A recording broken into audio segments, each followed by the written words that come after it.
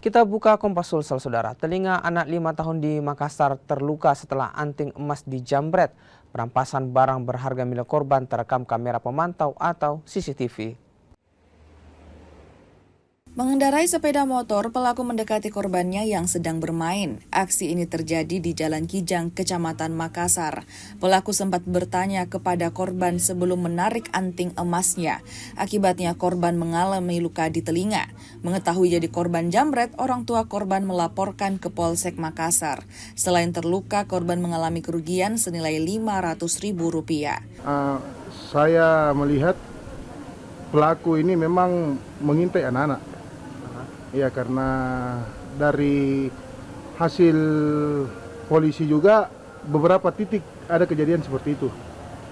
Jadi kemarin saya melihat bahwa anak saya sendiri di luar, dia langsung singgah, Pak.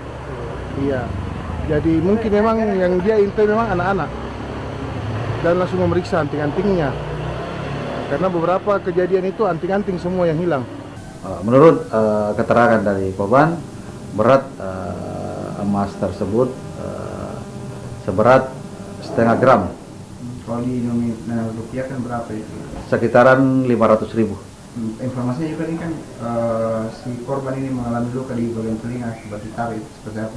Ya, menurut informasi dari korban mengalami luka lecet di bagian telinga karena pelaku langsung menarik anting tersebut. Kalau langkah dari kepolisian apa sudah mengambil barang bukti? Ya, baik.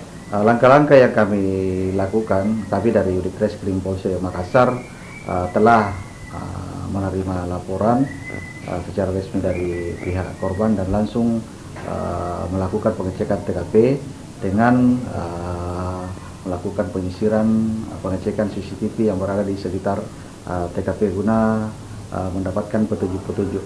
Demikian.